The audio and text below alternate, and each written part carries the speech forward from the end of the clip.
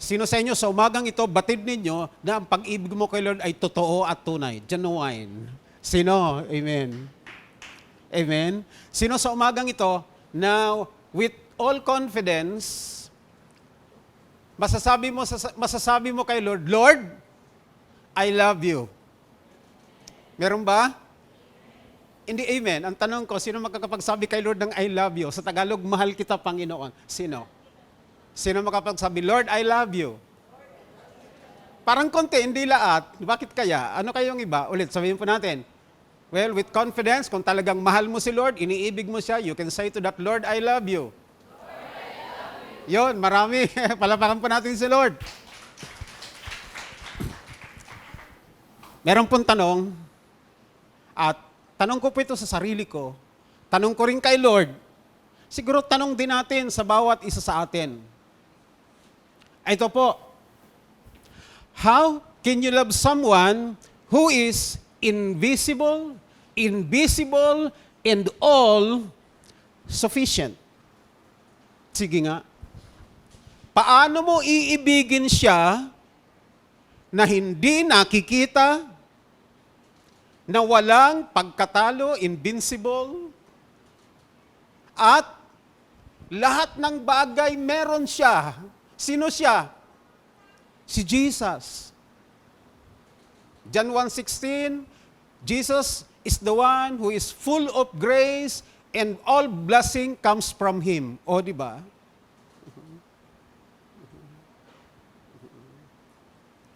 Philippians 4:19, sa Diyos na may kayamanan sa langit na hindi nauubos sa pangalan ni Jesucristo. Colossians 1:16, ang lahat ng bagay ay nilikha sa pamagitan niya at para sa Kanya. O all things were created by Him and for Him. O di lahat ng bagay nasa Kanya, paano mo siya iibigin? Paano ba? Well, si Lord, wala siyang ipagagawa na hindi naman pala magagawa. Lahat ng sinabi ni Lord, pag iniutos niya, pag ipinagawa niya, may paraan at magagawa. Totoo ba? Magagawa po talaga nating ibigin si Lord genuinely, buong tapat at totoo? Amen? Dito po, binasa po natin sa umagang ito, tinanong ni Jesus si Pedro, ito po ay Resurrection Day. Ikatlong araw. I think ito yung muling pagkabuhay ni Jesus at sa binasa po natin, ikatlong beses ng pagpapakita ni Jesus sa kanyang mga disciple after na siya ay mabuhay muli. At ito rin pong account na ito yung reinstatement, restoration ni Peter. Kasi di ba si Peter, nag-backslide. Oo. Di ba tumalikod siya, dinenay niya si Jesus 3 times before the soldiers and before the maidservant, dinenay niya si Jesus, na hindi niya kilala si Jesus, sumumpa pa siya 3 times, hindi niya kilala si Jesus. So yun, dahil po sa pagkatakot. At kaya't mabasa po natin dito, chapter 21, Resurrection Day, dapat nagre-rejoice sila kasi mga disciples sila, the fact na si Jesus ay nabuhay muli, bumangon sa mga patay. Katulad ng kanyang sinabi. Pero, anong sabi ni Pedro? Mangingisda ako. Sabi naman ng mga kasama niyang alagad, sama kami. So, di ba? Resurrection Day yun. Dapat ang nasa heart nila, ang nasa mind nila, si Lord. Nagpapasalamat sila, nagre-rejoice. Sila ay nagsiselebrate ng victory sapagat si Jesus bumangon mula sa mga patay. Pero ito, ang nasa isip nila, malalaking tilapia. Oo. Pero ano pong nangyari? Basahin po natin, John chapter 21, buong magdamag hanggang umaga, wala silang huli. Dumating si Jesus, nagpakita si Jesus, na hindi nila nakikilala. Ang sabi ni Jesus, mga anak, may huli ba kayo? Wala po. Sabi ni Jesus, sa kanan ninyo ihulog ang lambat, makakahuli kayo. Sumunod sila, At nangakahuli nga sila na puno ang kanilang mga lambat at malalaking isda at nang bilangin 153 malalaking isda. At ang unang nakakilala sa kanya ay si John the Beloved. Bakit si John? Kasi close. Oo. At ayon po sa description ng Bible, si John the Beloved, pinakabatang disciple, laging nakahilig sa dibdib ni Jesus. Pag naggrupo, nag-cell group, nag-upuan, laging nauuna si John, laging katabi ni Jesus, hindi siya nagpapauna. Sino ito yung mga cell group member? Pagdating sa cell group, umpukan talagang gusto mo katabi ka ng cell group leader. Amen. Sino? Pwede ba may makitang kamay, sample? Parang wala pa, ano? Amen. So si John, basahin niyo po, John chapter 21, si John ang unang nakakilala. Pag close talaga sa iyo, yan higit nakakilala. Amen. At kaya pag na-close ka talaga sa isang tao, makikilala mo eh. Oh. Praise God. At so nakilala po siya ni John. Sabi ni John, ang Panginoon.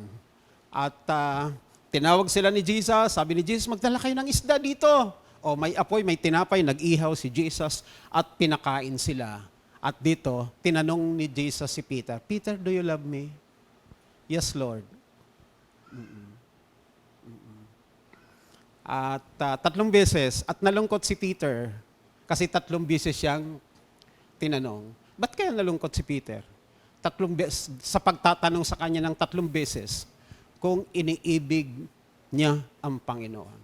Pansinin po natin ang unang tanong ni Jesus. Yung first question ni Jesus kay Peter, Peter, do you love me more than this? Dito pang pinag-uusapan yung degree ng love ni Peter kay Jesus. Interested dyan ang Panginoon.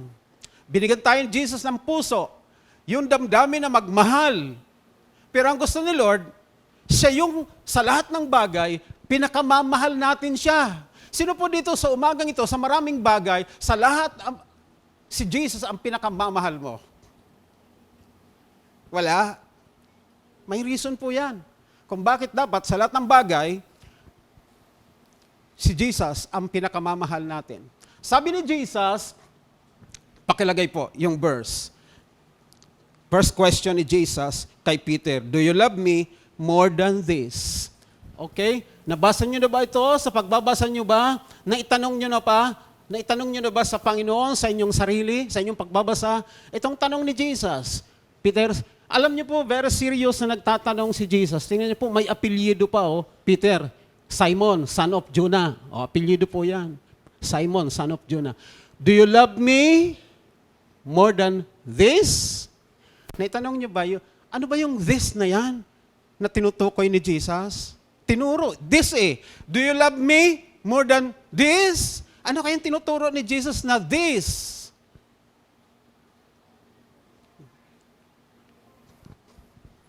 Ano kaya yon? Alam niyo ba yon? Wala namang iba doon na mahalaga kay Peter. Yung malalaking isda, 153 big fish. Nung mag-backslide, tumalikod si Peter. Isda ang nakanya sa isip niya. Isda ang nasa puso niya. Kita, alam ng Panginoon. Si Peter na nga nagsabi, alam mo Panginoon, alam mo ang lahat ng bagay. Yun ang alam ni Peter. Alam ni Jesus ang lahat. Kaya't alam ni Jesus, maging yung kung sino ang napakahalaga sa pag-ibig ni Peter. It was the fish. Do you love me more than this? Yung focus, yung attention, yung heart ni Peter na sa mga isda na higit sa lahat. Do you love me more than this? Ito, si Peter, sagot naman kaagad, yes, Lord. I love you, Lord. A casual answer. Di ba? Tayo naman kuminsan mabilis sumagot eh. Yes, Lord. Karamihan sa Christian, hindi man lahat, pag tinanong, mahal mo ba ang Panginoon? Without doubt, ang sagot, yes. walang Christian nakakilala sa Panginoon pag tinanong at magsasagot ng hindi. Pero ang tanong, totoo nga ba? Genuine ba yung love? At talagang si Jesus, sa pagmamahal sa lahat ng bagay, siya ba yung pinakamamahal? Oo. Alam niyo po, kung tayo pong tao, meron tayong higit na pinakamamahal, it's for our own good, for our own benefit. Pero, sa pagmamahal sa Panginoon, higit mo siyang mamahalin, it's not for the Lord's benefit, it's for you. It's for us, our benefit. Kung sa lahat ng bagay, sa minamahal natin, si Jesus ang higit nating pinakamamahal. Amen? Yung higit na nagmamahal sa Panginoon, sa lahat ng bagay, pumalakpak sa Kanya. Amen. Yes, Lord. Ang tanong ni Jesus, do you love me more than this? Yes, Lord. Oo. Sabi ni Jesus, well, gayon pala, mahal mo pala ako ng higit sa lahat, higit sa pinakamamahal mo. Well, kasi mahal ni Peter yung mga isda na eh. Oh. Pero ang tinatanong ni Jesus, higit ba dyan ang pagmamahal mo sa akin? Yes, Lord. I love you, Lord. Anong sabi ni Jesus ulit sa kanya? Mahal mo ako ng higit dyan sa mga fish? Sabi ni Jesus, therefore, ano sagot ni Jesus? Therefore, feed my lambs. Sinasabi ni Jesus, kung talagang higit mo akong mahal dyan, pakanin mo ang aking mga batang tupa. Ito. Nang mag-yes Lord si Peter, higit niyang mahal si Lord sa lahat ng pinakamamahal niya, sabi ni Lord, He said, sabi ni Jesus sa kanya, feed my lambs. Pakanin mo ang aking mga tupa. At inulit niya ni Jesus, verse 17, lambs, mga batang tupa. Ang mga batang sheep, tinatawag na lambs. Yung mga matured sheep, okay, sheep ang tawag sa kanya. Oo. Ito, verse 17. Sinabi sa kanya ni Jesus, pangatlong ulit, Simon, son of Jonah, do you love me? Peter was grieved because he said to him the third time, do you love me? He said to him, Lord, you know all things. You know that I love you. Jesus said to him, feed my sheep. Pareho din, di ba? Feed. So, yun po yung number one. Ang talagang nagmamahal sa Panginoon ng totoo at tunay, nagmamahal sa sheep. Feeding His lamb, or sheep. Ito kasing sheep, plural yan eh. Sa Greek word, plural yan eh. Word na sheep. Feed my lambs, or sheep. Pakanin mo ang aking mga tupa.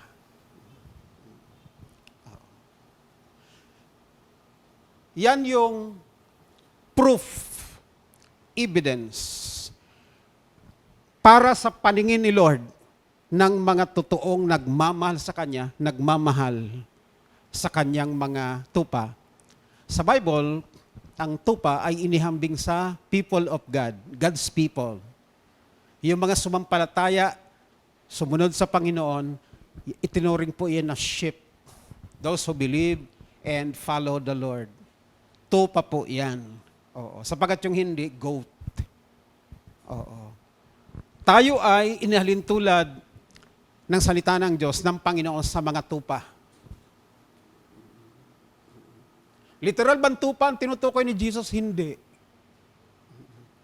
Kundi yung mga anak ng Diyos. Siyang tupa. Sila ang best expression ng pagmamahal sa Panginoon. Love God's people.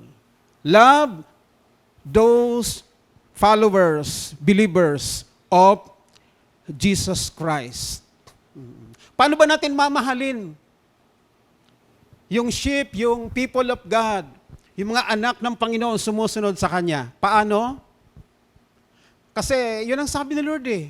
Yun yung hinahanap ni Lord kay Peter eh. Kasi kabaliktaran sa kanyang, sa actual, sa reality, kabaliktaran. Yung time niya, yung attention niya, nasa fish. Wala naman sa ship. Wala naman sa mga kapareho niyang ship. Kasi hindi na sila nag-cell group. Tingnan mo, nangisda na lang. Mangingisda ako, sama kami. O, tingnan mo saan niya na dinadala. O, di ba? Alam mo yung totoo talaga nagmamahal sa Panginoon? Yung nagsa-cell group. Gusto mo magmahal talaga sa Panginoon?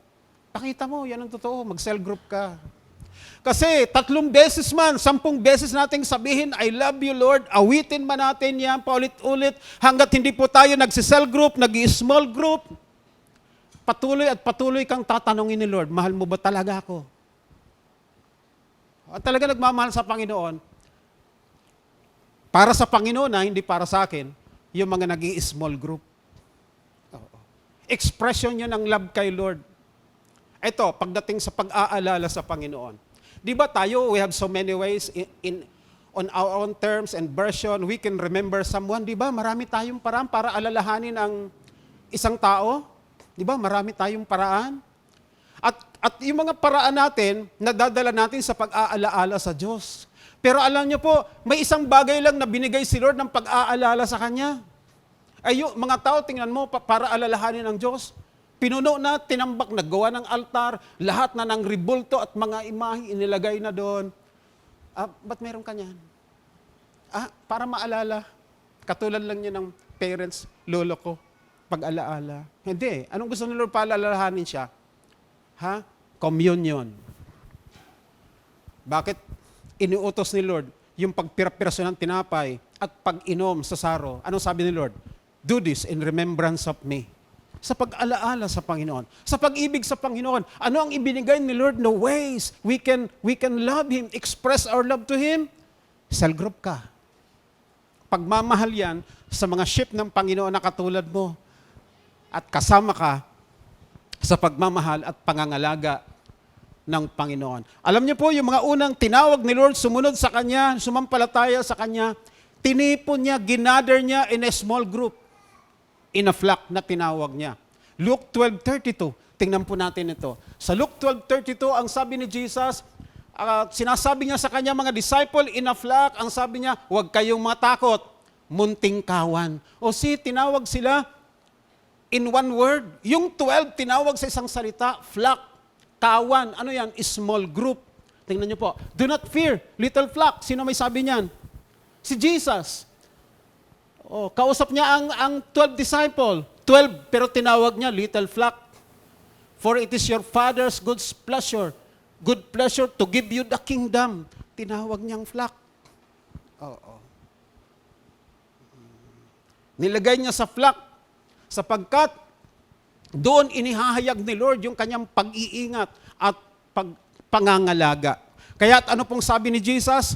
Message po natin ng last Sunday sa Matthew, sa Luke, ang sabi ni Jesus, Jerusalem, Jerusalem, how I wish to gather you, to care for you, as a hen gathered her chicks. But you are not willing. Therefore, your land will be left desolate, sabi ni Lord. Jerusalem, Jerusalem, makailan ulit kong sinikap na tipunin ka katulad ng pagtitipo ng inahin sa kanyang mga sisiw upang alagaan ka.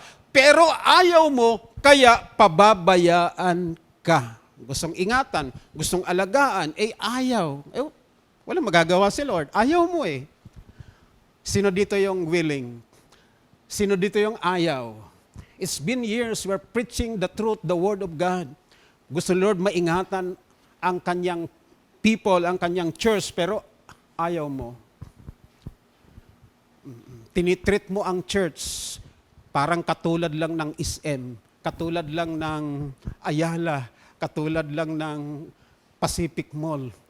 Hindi ganun po ang church. Church is a family, church is a relationship. Kaya po yung mga tao na may pagpapahalaga sa family, sa relationship, na-appreciate nila po yung small group. Mahal mo ba talaga si Lord? Ang katibayan, mag-cell group ka. Mahirap ba? Hindi. Kasama mo si Lord eh. Ang dali lang.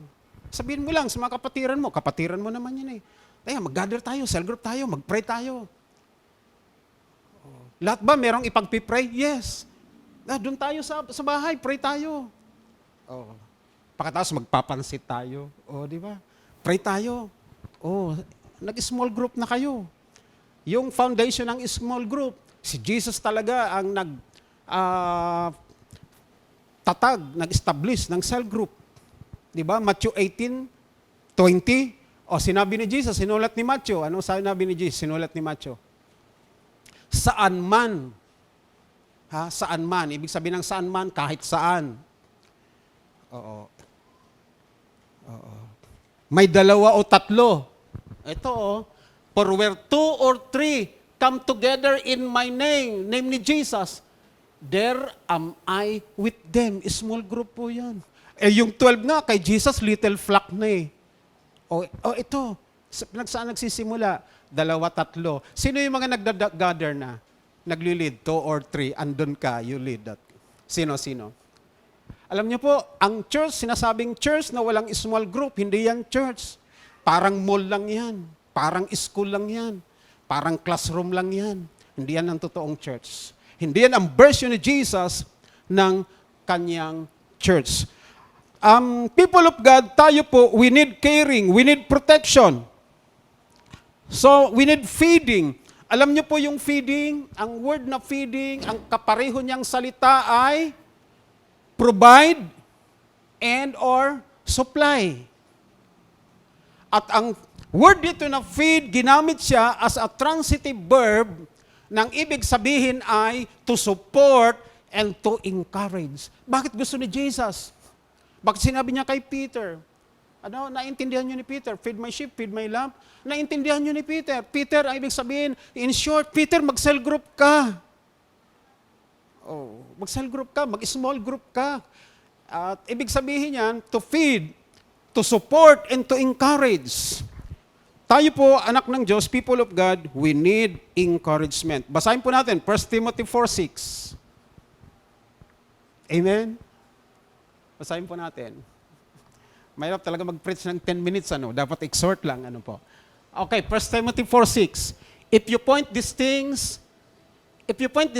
out to the brothers, pansinin niyo po, brothers, you'll be a good minister of Jesus Christ, Jesus, brought up in the truth of the faith and of the good teaching that you have followed. Ano po sabi diyan? If you point these things out to the brothers, you will be a good minister of Christ Jesus. Okay? 1 Timothy 4:6. Yan po yung feeding na dapat gawin ng mga mananampalataya. Basahin ko po sa Tagalog, 1 Timothy 4:6. Ganito po ang ating mababasa sa verse 6 ng chapter 4. Pakinggan niyo po sa Tagalog. Ang sabi po dito, ikaw ay magiging mabuting lingkod ni Kristo Jesus kung ituturo mo sa mga kapatid ang tagubiling ito at habang tinuturo mo ito, dinudulutan mo rin ang iyong sarili ng pagkaing espiritual na tunay na aral na sinusunod mo. Dinudulutan mo ang sarili mo ng pagkaing espiritual. Ito, teaching, good teaching. Yung truth.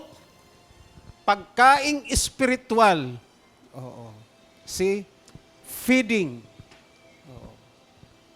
Anong pipid natin? Spiritually. Spiritual things. That's Word of God. Yung truth. Yung teaching. Kaya ano pang sabi sa 1 Peter chapter 2 in verse 2?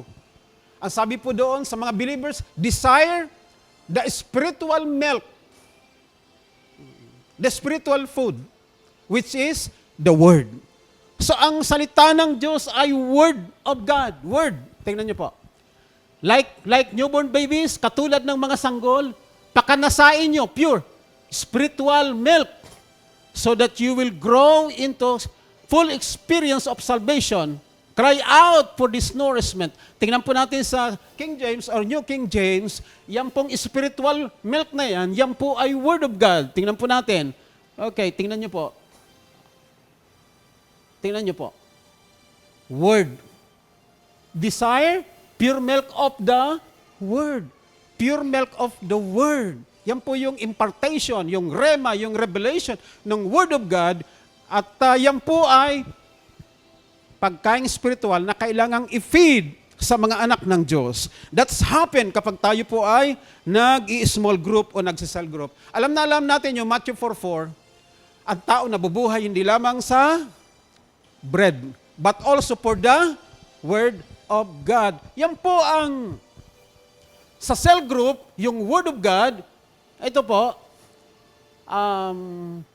but by ito yung word, every word that proceeds from the mouth of God. Ito po, sinulat ng mga propeta, mga lingkod ng Diyos, mga apostol, salita ng Diyos mula sa kanyang bibig, sa pamamagitan ng Espiritu na ipinasulat. Ito ay pagkaing espiritual na kailangan po natin sa feeding.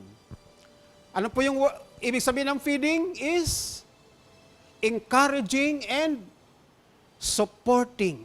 Kasi sinasabi sa Bible, we are to encourage one another. 1 Thessalonians chapter 4, verse 16, 17, Hebrews 10:25, we are to encourage one another with the Word of God, with the truth, with the promises of God. Feeding. Ito yung pangalawa. Bibilisan ko na lang po. Pangalawa, in verse 16. Sabi po sa verse 16, ito yung una, okay, kung paano po natin ipakikita yung genuine love for Jesus. Pangalawa, tending His sheep. Ano ibig sabihin ng tend? Alagaan at ingatan. Alam mo yung pag-aalaga at pag-iingat ng Diyos? Through us. Sa my heart na maglingkod sa Panginoon, katulad ni Peter. Sabi ni Jesus, anong sabi ni Jesus kay Peter? Tend my sheep. Una, feed. Pangalawa, sinabi niya, tend. Alagaan mo. Peter, kung talagang mahal mo ko, alagaan mo ang aking mga tupa. Yung pagmamahal pala kay Lord, pag-alaga sa tupa. Kung tayo po talaga nagmamahal kay Jesus, aalagaan natin. Kasi yun ang sinabi niya. Anong sabi ni Jesus? John 14:15 ba yun? If you love me, keep my commandment. Ito, utos ng Panginoon, tend my sheep. Alagaan mo aking mga tupa. Alam niyo yung pag-aalaga sa tupa? In a flock. Kaya ang sheep dinadala sa flock. At dinadala sa bigger gathering. Ano yon? Sheep fold or sheep pen. Doon, sama-sama na yung mga pastol, yung mga shepherd sa sheepfold. Kasi isang flock, small group, another flock, small group, another flock. May mga leader, cell group leader or shepherd. Dinadala sila sa sheepfold or sheep pen. Doon sa sheep pen, nagsama-sama na lahat ng sheep at sama-sama na rin yung kanilang mga shepherd. Oo. Nandun yung pag-aalaga. Kaya po, sa 1 Peter 5:2, nakuha ni Peter. Kaya si Peter na ngayon, mababasa po natin sa 1 Peter 5:2, sinulat ni Peter, ang sabi ni Peter, mga matanda, mga elders, mga leaders ng church, katulad ko, mag-cell group kayo. Sabi ni Peter dyan, nakikiusap ko sa inyo, mga leaders. Tingnan niyo po. Tingnan natin sa verse 1. Simulan natin sa verse 1. Sabi ni Peter, the elders. Sinong elders? The leaders of the church. Who are among you? Yung mga leader nasa inyo. I exhort you. Who am a fellow elder and a witness of the suffering of Christ and also a partaker of the glory that will be revealed. So, ano ba yung exhortation ni Peter? Yung pakikiusap niya. Verse 2, tingnan natin. Next verse, ito yung pakiusap ni Peter. Shepherd the flock of God, that which is among you. Anong ibig sabihin ng shepherd? Tend. Alagaan nyo. Oo. Ang alin? Aling alagaan? Tinsi, Andiyan na yung flock. Dati si Jesus lang gumagamit yan. Ito, ngayon, nasa bibig na ni Peter. Sinabi, shepherd, the flock of God. Ano yung flock? Small group. Kaya dapat ang people of God nasa small group. Be in a small group that express totoo love mo si Jesus. Ano sabi po ni John the Beloved? The loved disciple. 1 John 4:19. Sabi po ni John, mababasa natin, 1 John 4:19. Sabi ni John, we love because He first loved us. Nagmamahal tayo kasi siya yung unang nagmahal sa atin. Eh kung talagang tayo minahal ng Diyos, mahirap magmahal. Oo. Pero because He first loved us, response na lang natin yung love kay Lord, kaya nagmamahal tayo eh. Amen? Sino dito yung mga nagmamahal na?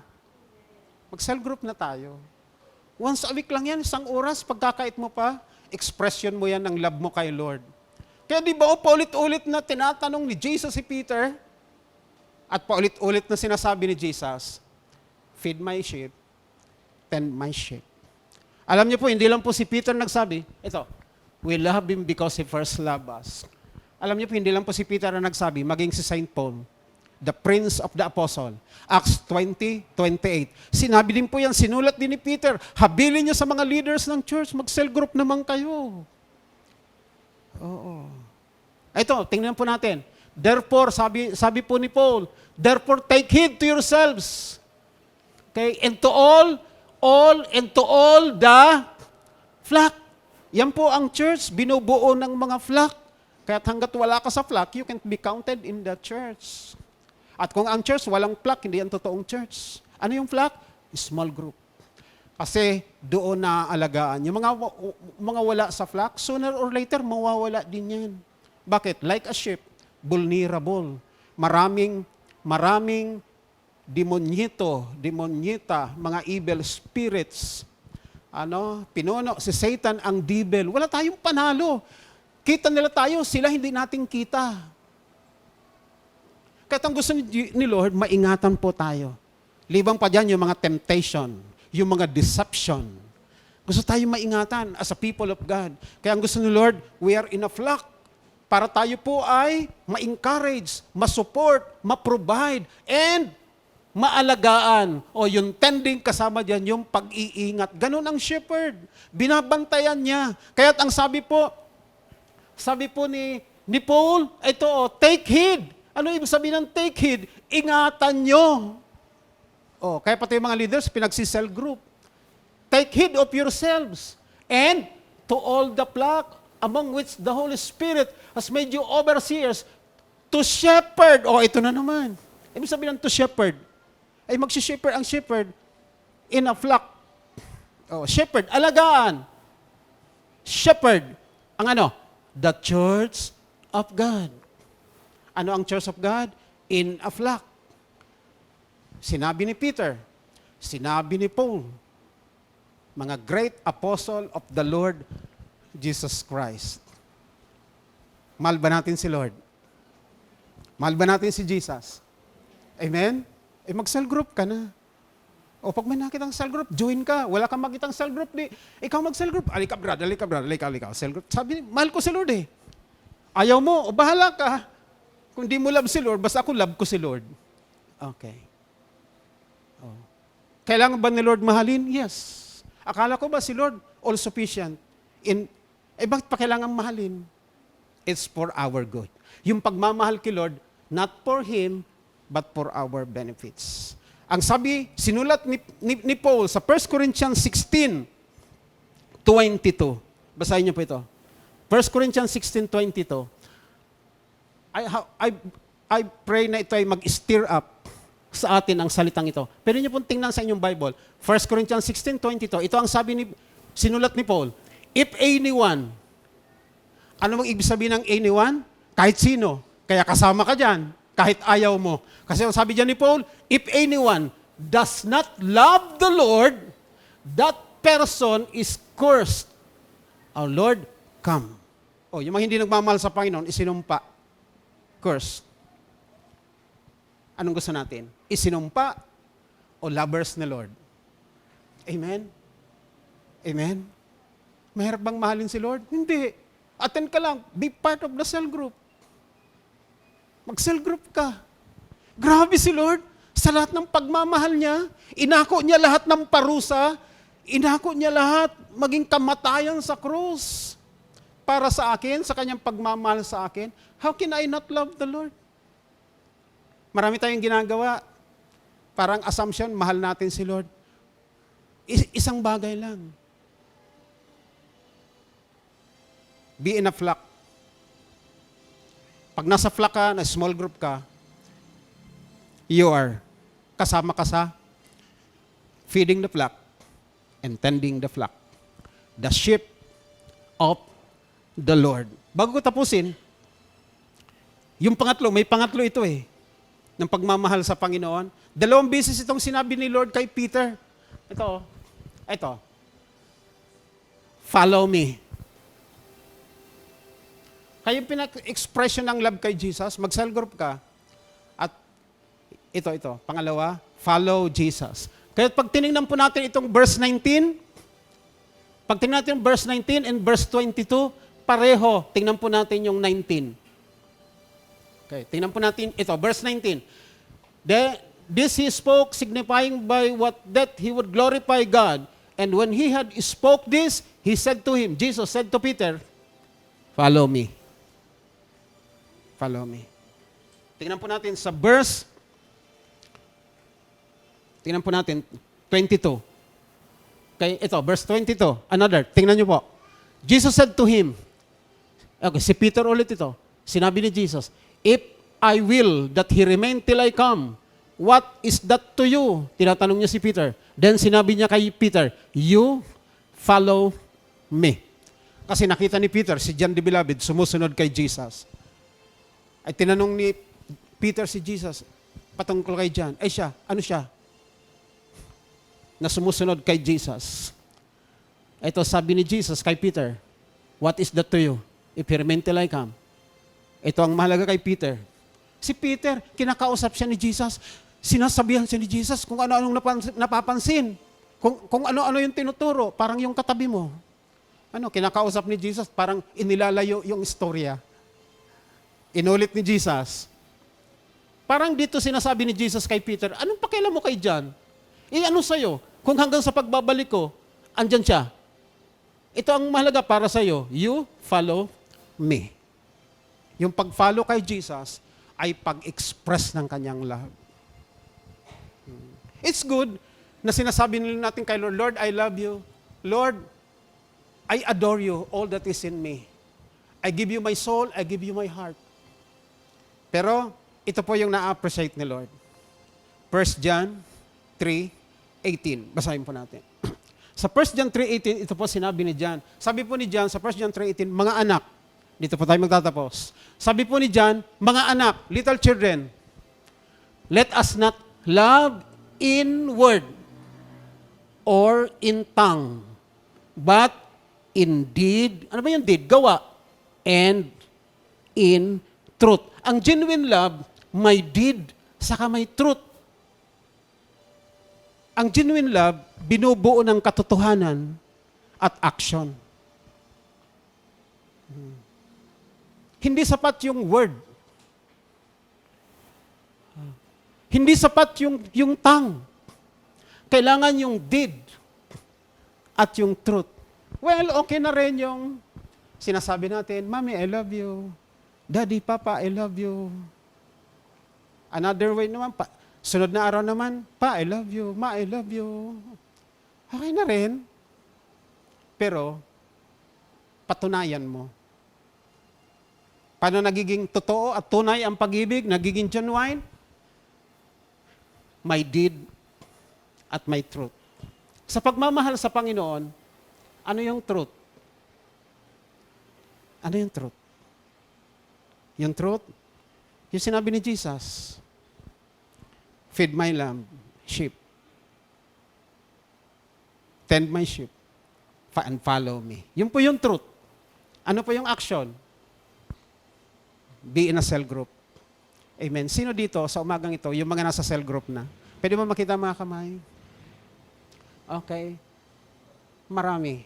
Siguro mga 60%. 50%. Sino dito yung mga nagli-lead ng cell group? Yung nagli-lead. Amen. Yun sila yung mga nakaintindi ng salita ng Panginoon. Amen.